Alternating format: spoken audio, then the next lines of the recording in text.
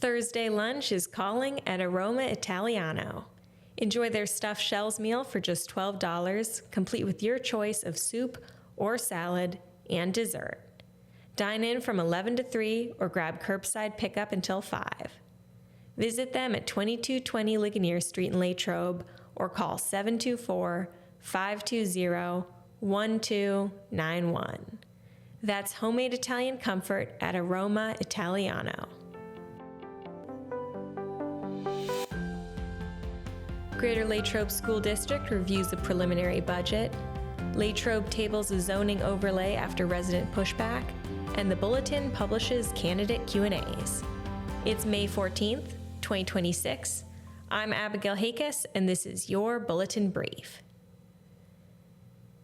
The Greater Latrobe School District is working to finalize a balanced $70.5 million budget for the 2026-27 school year without raising property taxes.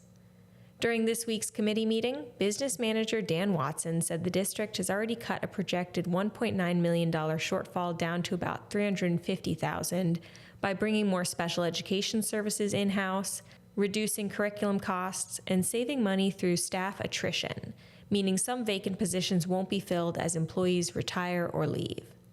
District officials say increased federal, state, and local tax revenue is also expected to help close the remaining gap before the final vote in June. The board also recognized graduating student representatives Sarah Levan and Aaron Ulowitz, while welcoming incoming student reps Gabriella Amatucci and Claire Benning. And the district announced its annual school picnic will return to Idlewild and Soak Zone on June 8th, while next year's graduation ceremony will be held at Rossi Field because of construction at Latrobe Memorial Stadium. Also in Latrobe, City Council tackled a packed agenda Monday night during a meeting that stretched over 3.5 hours, highlighted by a controversial zoning proposal that ultimately failed. Council voted 4-3 against introducing a zoning overlay for parts of Lincoln Avenue and Depot Street near Route 981. The proposal would have allowed mixed-use development, meaning businesses and multifamily housing could move into an area currently zoned residential. Supporters said similar joint occupancy zoning already exists in other parts of the city, but several residents pushed back. Neighbors presented a petition with 33 signatures and raised concerns about inaccurate information in mailings sent to property owners. Some council members also questioned whether the ordinance was ready. Councilmember Don Vavik said red flags were raised by incorrect information tied to the proposal. Despite the zoning setback, Council unanimously approved new trash regulations requiring residents to remove cans from the curb by 9 p.m. on Collection Day, along with new fence regulations citywide.